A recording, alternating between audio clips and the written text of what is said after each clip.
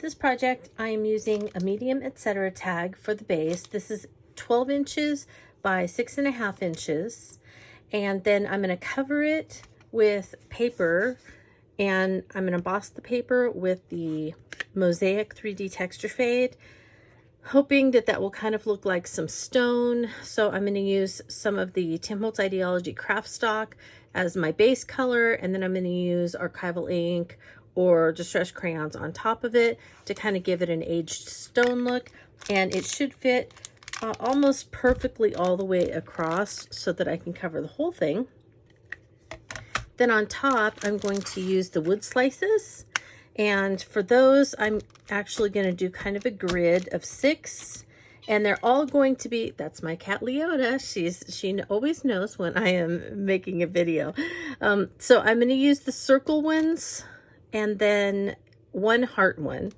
And I'm also going to be using the alphabet. And I wanted to say, will you, or maybe over here, will you be mine? And then in the bottom one, that's going to be the heart. It's going to have an M plus T for my husband. His name is Matt. My name's Tammy. So M plus T. And then I'm going to take the H and I'm going to cut one leg off and I'm going to put forever. So that's kind of what I'm going to say on there. And then I wanted to add just a little bit on some of those. So I'm thinking I might use these fern leaf things from the Abstract Elements, and maybe some bits from the Brushstroke Flower Mini dies. So that's where I think I'm going with this. So let's get making. I have my Big Shot Foldaway set and ready. I have my adapter standard platform, and then I have one cutting mat. That's all that you need is the standard platform and a cutting mat to be able to emboss with one of the 3D texture fades. And again, I'm using the MOSAIC texture fade. I have cut some of the Holtz craft stock Idea-ology. I have this kind of grayish pumice stone color that I have quite a lot of, and so I use this for a old weathered wood look, but this time I want it to be stone. And I've cut it down to 6.5 by 4 3/4, and that's just a little bit bigger than this texture fade, and so that's great. I do want it just a little bit bigger, and then I'll trim it down as needed because I want it to fit across the whole tag. And so the tag is a little bit bigger than the paper is wide, so I had to cut it the long way, and I have the extra leftover pieces that I can use for die cutting other small things on another project. All right, so I cut 4, I'm going to emboss 4, and this is how I'm going to do it. So I want the stones to be, embossed so that they're raised. And so this is the side, and it is, if you look at it, it's the bigger side that I call the top side. And this has the part that's going to be debossed. And so it is raised on here, and that's the part that I want to ink because I want the cement or whatever it is that's in between to be darker. And I'm just going to go over it with my Distress Archival Black Soot. And we'll see how this goes. And it doesn't have to be perfect, but I do want to try and get as much as I can all the way around. And if some of it gets in, you can do this with a brayer if you would like, but I really don't care if it colors the top of some of the bricks a little bit either, because that would be maybe kind of like, I don't know, soot or something like that. All right, now I have my paper. I'm going to spritz it, and I'm spritzing it on the back, the craft stock portion. I'm not spritzing it on this side because I want my ink to stick to this side. So I'm going to go ahead and put it in and then close this up.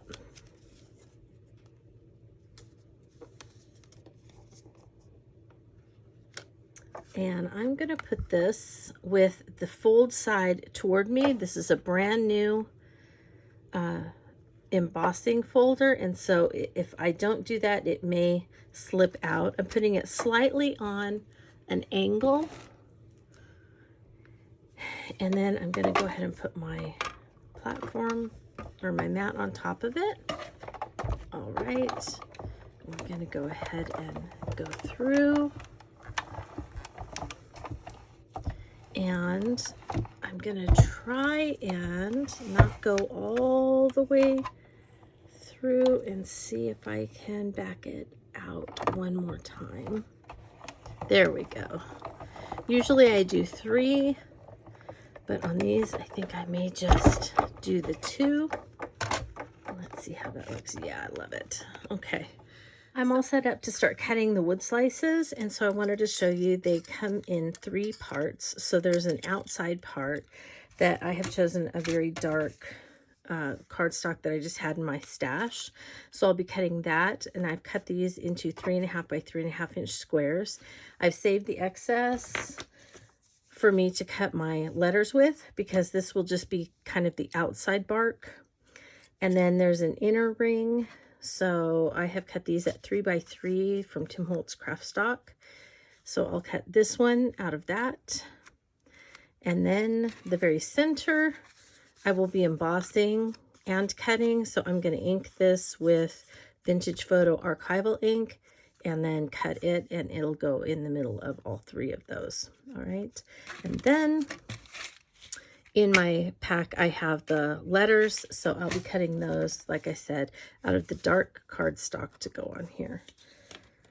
So I'm going to get started cutting and embossing. So I'll cut 5 of these. I have 6 of each square, but I will cut 5 of them from the circles, and then 1 of the dark from the heart, the medium, and then the light embossed from the hearts, because I only want 1 heart and 5 circle slices. All right. For the current update, I have the background all completed. It took me 3 pieces, and then I just put along the side some strips of the leftover, and I sanded it down a little bit, and then I went ahead and sanded this a little bit. I haven't added any of the greens or anything like that. I was going to add some greens for like moss and some of that. I'm not sure that I'm going to do that. I may just leave it like this. I'm thinking I kind of like the way it looks, but I've also completed all of these. So I have 5 of the wooden or the round slabs, and I just put some, just cut up some chipboard that I have with my scissors, my tonic scissors, and I'm still deciding if I'm going to use this or not,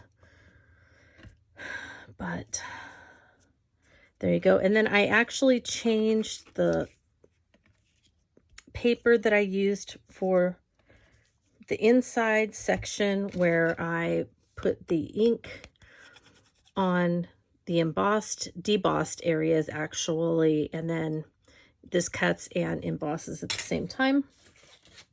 I didn't like it was this color of the craft stock, and I didn't like the pink tone. I wanted something a little more yellow. So I just sprayed a piece of distress heavy stock with some antique linen, and then I kind of took the sprayer out of my brushed corduroy and just flicked it on the paper, let it dry, and then embossed this with my Vintage Photo Archival ink. So I just took and I just pressed it down because I didn't care that I got some in the middle here. But if you didn't want that, a brayer would probably be a little cleaner. I kind of liked it, so I just had to dye directly, and then put my paper on it, ran it through. You're good to go. It does all of it. All right. Well, makers, here is the finished product.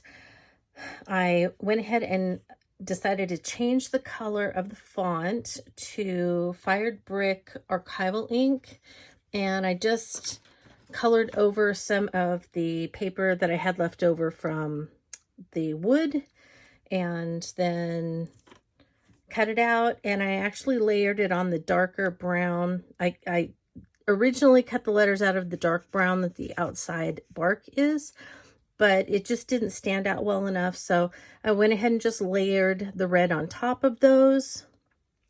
And I went with Will You Be Mine Forever, and decided that I couldn't get it to fit with my initials and my husband's initials, and so I thought this was general. And it could be for anybody and not just me and my husband. So I went ahead and just left the 3 little messages on there, and then added the florals from the Brushstroke Florals Mini, and I used the large one. I used this one with these 2 flowers, and I used the big rose. I used this spray of leaves. I used this leaf over here, and I used this leaf, which is over here. And then from the elements, I went ahead and cut the 2 kind of fern leaf types. And so the 2 small ones are here, and Leota's still hanging in with me. The 2 pieces are here, and then the longer pieces are over here.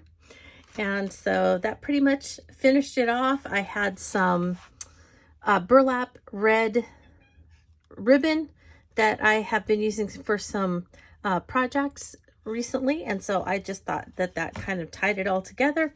And then I tacked them down. I popped them up as I showed you with the chipboard, and I also popped the flowers up with some foam squares. And then I wanted it to look like they had been kind of tacked up to something, and so I went ahead and nailed some of the these tack nails actually in from Idea-ology. And so I love those because they are all unique, and the heads on them are all unique. They're not made by a machine, so I think those are really fun. And I think they add just a little more texture, even though this is tons of texture. I checked with my husband to see if he liked it and as a masculine kind of Valentine, and he did. He said it looks great, and so he gave it his approval. So I'm happy with it.